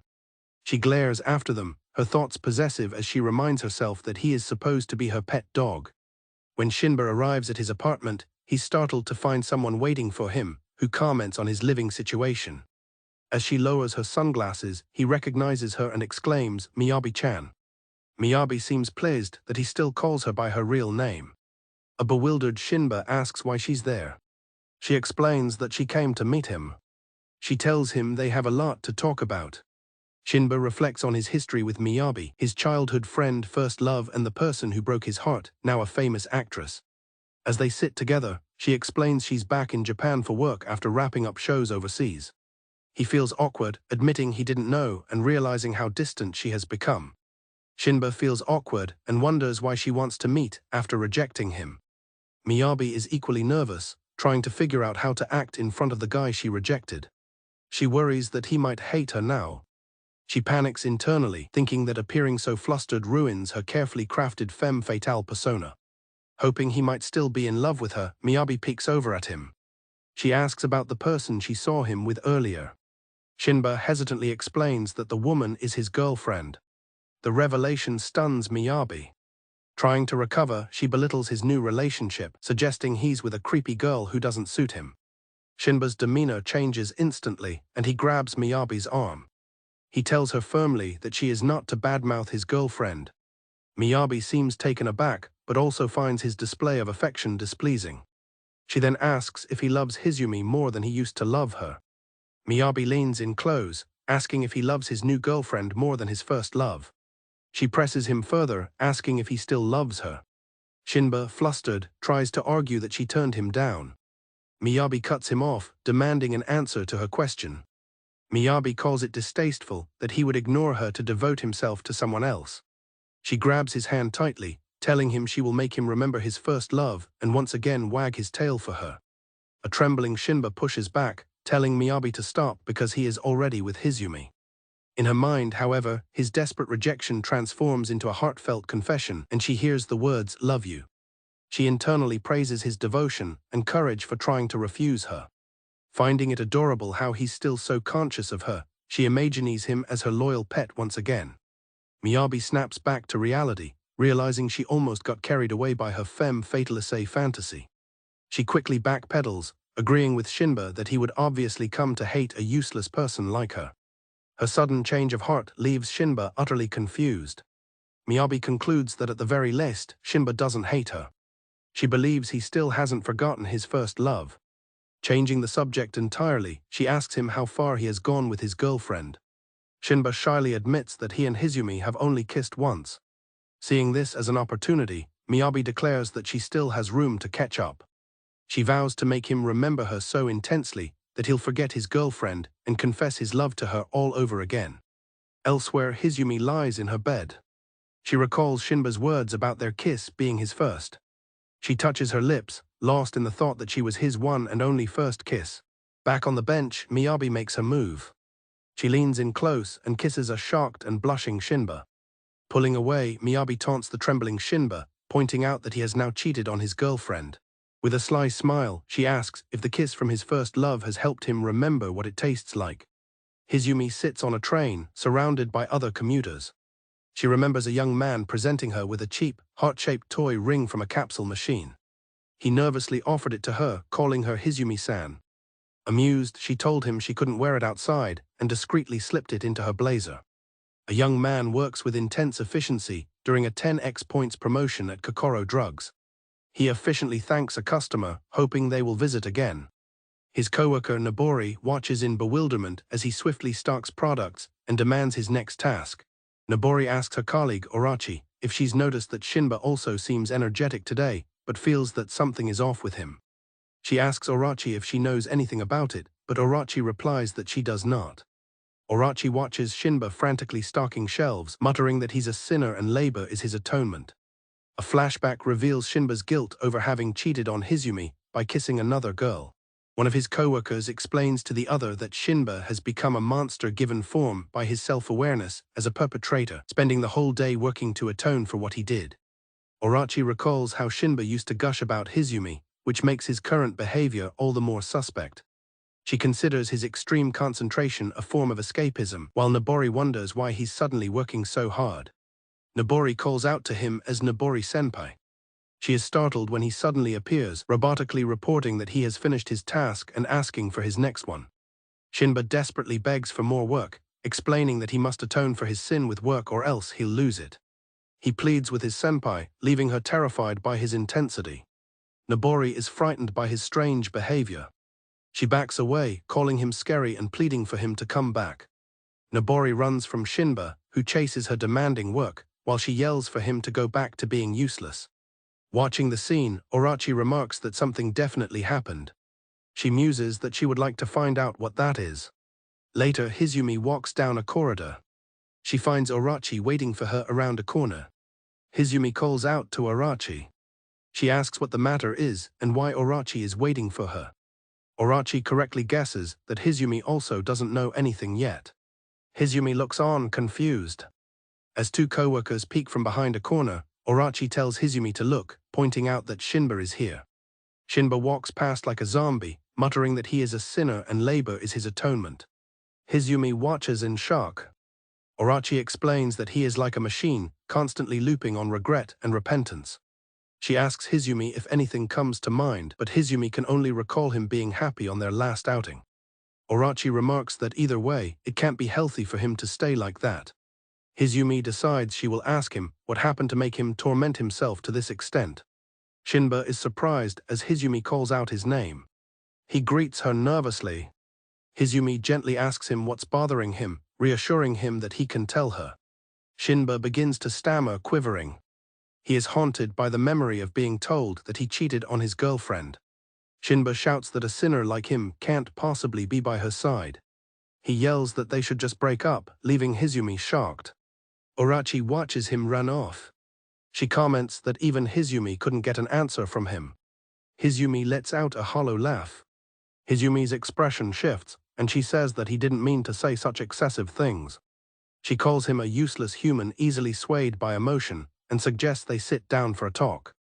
She walks away with an unsettling laugh, swaying unsteadily. She bumps into a wall, and Orachi notes that her laugh sounds different than usual, wondering if they'll be all right. Later that night, Hizumi walks alone down the street. She checks her phone for a response from Shinba, asking what happened. She wonders to herself what just happened. A woman in a car calls out to her, saying she has been waiting for Hizumi. Hizumi looks up in surprise and asks who she is. The woman introduces herself as Yuzumi, an actress. Hizumi is momentarily surprised, recognizing her. Yuzumi says she has some business with her. She specifies that it is about Shinba. Yuzumi explains that in this restaurant, one can only get a private room with a referral. She specifies that it is only for a small subset of VIPs. She boasts that she can always invite a certain someone to places like this. She claims she can bring him more happiness than any common person can, unlike an average girl. Hizumi calmly takes a sip of her drink. She asks what this business regarding Shinba is. Yuzumi slaps a stack of cash on the table and tells Hizumi to take it and get her hands off of Shinba. She offers to provide more if it's insufficient or to introduce Hizumi to an actor or manager she knows. She suggests that a woman of Hizumi's caliber should be popular with desirable bachelors of high society. Yuzumi declares herself a greedy person who desires both her status as an actress and the person she wants and will not be satisfied until she has both. Hizumi laughs, remarking on how far Yuzumi is going for Shinba. Flustered, Yuzumi denies it, but Hizumi coolly comments that she has terrible taste in men. Yuzumi insists she just wants a convenient bag holder and that a lover would be a bother, adding she could say the same back to Hizumi. Hizumi agrees that it is indeed the case. Hizumi describes Shinba as a useless human with no education, assets, or talents, identifying herself as a strange woman with terrible taste for wanting him. She explains that is why desirable bachelors, fine wine and fancy cake hold no interest for her and apologizes for her terrible taste in men. Yuzumi understands that Hizumi will not take the bait. She shifts tactics, asking if Shinba is still devoted to her in his heart. Izumi asks what she means by that. Izumi reveals she is his childhood friend and they have known each other since they were 8 years old. She explains that despite going overseas for 2 years after high school, they were together for 10 years. She reminisces about how they spent their youth together, with him always by her side. Izumi proudly declares that as his first love, he confessed his feelings to her. Izumi listens intently. Izumi admits she turned him down in the end because she couldn't let such a useless human become her lover. She then states that Shinba is her pet dog and doesn't need a second owner. Izumi questions whether an insecure man like Shinba could face a girl who had already rejected him and if he could so nimbly switch between girls. Izumi reveals that they shared a kiss. She clarifies that it was her and him. The revelation leaves Izumi wide-eyed and shocked. Izumi adds with a smug smile that Shinba didn't reject her. Izumi's shock is palpable as she processes the news. Izumi concludes that Shinba's strange behavior was Izumi's fault. Izumi gleefully confirms it, asking if he was acting strangely and claiming his head is now filled with thoughts of her. She reminisces that it's been like that since they were young. She explains that his mind would fill up with her whenever she praised or got mad at him. He would always struggle fruitlessly whenever she took him out somewhere. She recalls that he would get happy when she gave him a treat but would look for forgiveness in guilt when she got angry. She smiles fondly at the memory. She explains that he showed her so many expressions and they were always faced towards her. She claims that after spending 10 years with him, she knows his faces well, unlike Izumi. She asserts that their decade of memories is so strong that a single kiss was enough to make him go crazy. Izumi declares that Izumi cannot win against their memories. Izumi sits in stunned silence. Izumi notes that Izumi can't even talk back. She says it's natural to despair when her opponent is her boyfriend's first love, childhood friend, and a famous actress. She tells Izumi not to worry. She pats Izumi on the head, promising to take responsibility. She tells Izumi to get her chin up and that she will keep an eye out for a new boyfriend for her. Izumi looks up with a confident smile and reveals that he gave her something. She calmly informs Izumi that Shinba gave her a ring. Izumi is left completely stunned. She asks what kind of ring it was. Izumi describes it as a cheap thing with unbelievable aesthetics, an unthinkable present for a decent man. She confirms that he gave her that ring as a surprise during their date. She asks if that is the kind of ring Izumi was thinking of. Izumi states that she has already seen all the expressions Izumi was talking about. She points out that it's mystifying how Izumi's decade of memories was matched by her, who hasn't known him for long.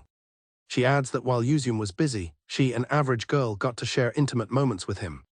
With a final apology to Izumi-san, Izumi declares that she ended up burying her decade of memories with just a few months of her own.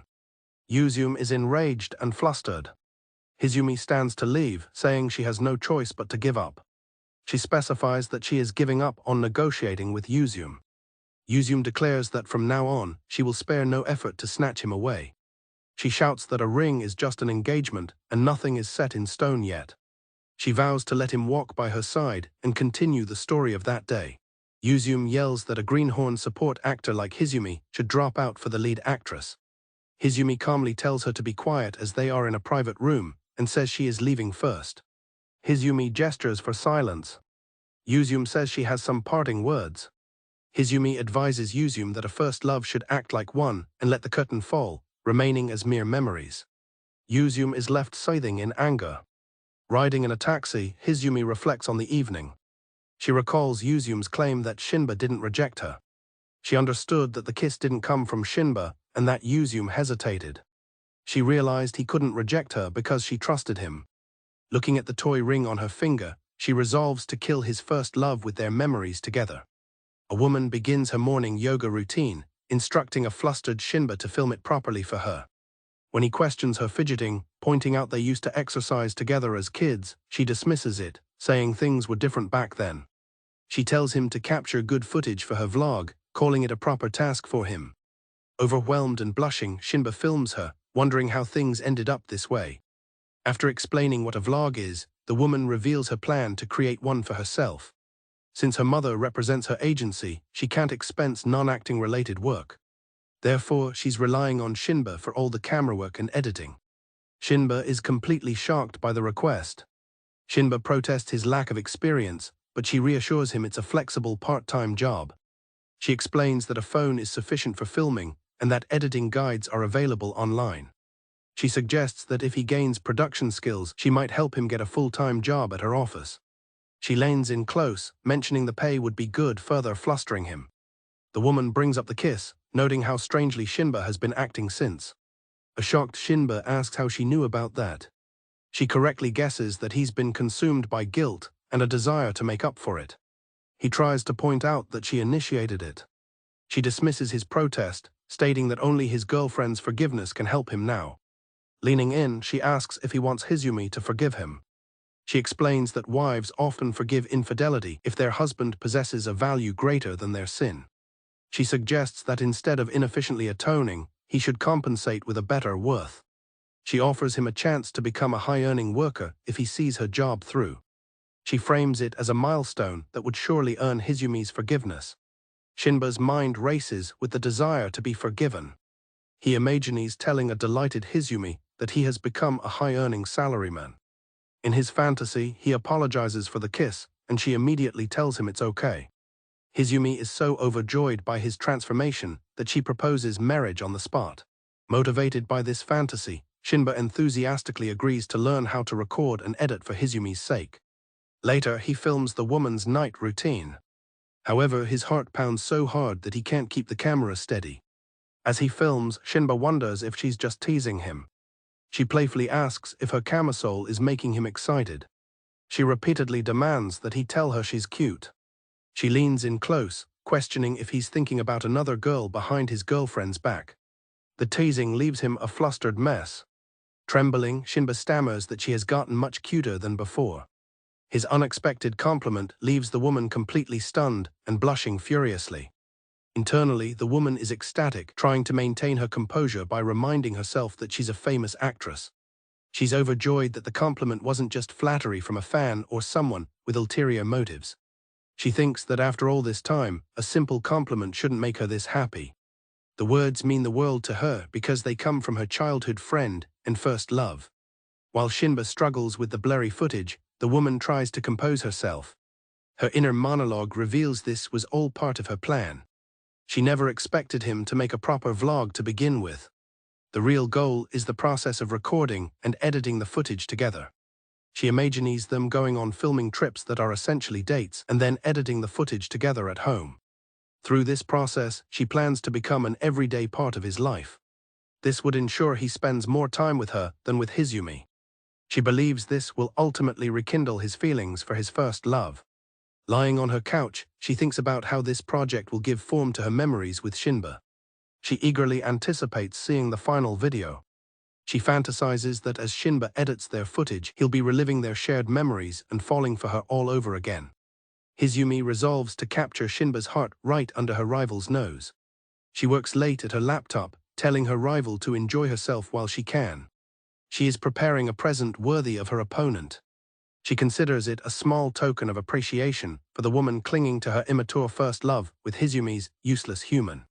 For the vlog's finale, Yuzumi takes Shinba to an amusement park. Shinba feels embarrassed wearing his old-school uniform, but Yuzumi reassures him.